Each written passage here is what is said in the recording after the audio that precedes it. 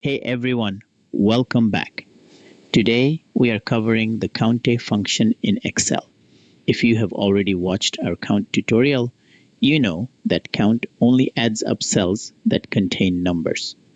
But what if your data includes text, dates, yes or no answers, or a mix of everything? That is exactly where COUNTA comes in. It counts every cell that has anything in it at all. Let us walk through it step by step. So what does COUNTA do? It counts all non-blank cells in a range, no matter what type of content they hold. A number counts, a word counts, a date counts, even an error value counts. The only thing COUNTA ignores is a completely empty cell.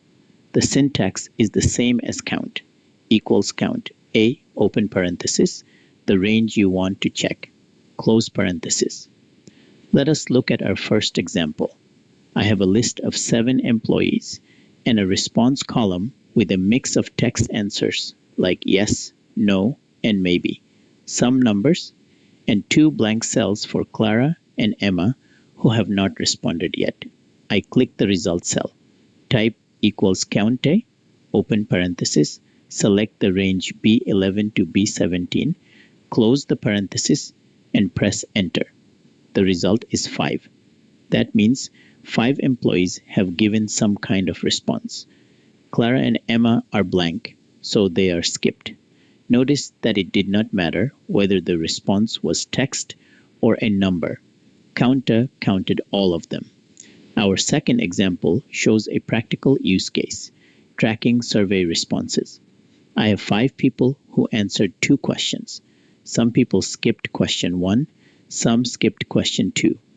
I use COUNTA on the Q1 column to find out how many people answered that question, and then a separate COUNTA on the Q2 column for those results.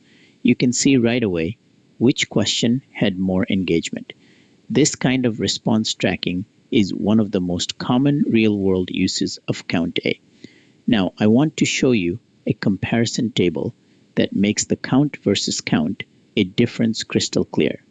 A cell with a number is counted by both. A cell with text is only counted by COUNTA, not count. A date is counted by both because Excel stores dates as numbers internally.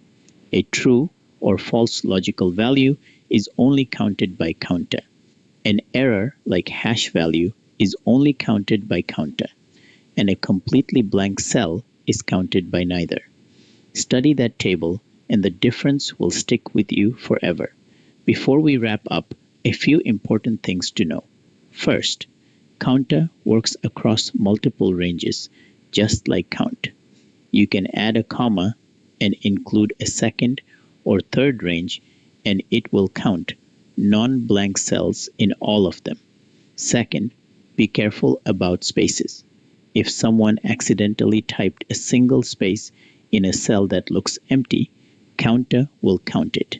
That can give you a higher count than you expect. Third, watch out for error values in your data.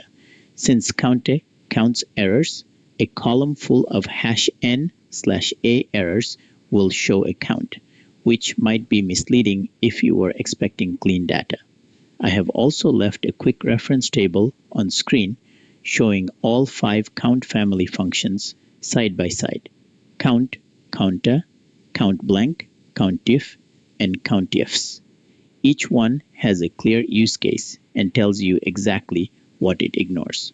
Pause and save that for your reference whenever you are trying to decide which one to use.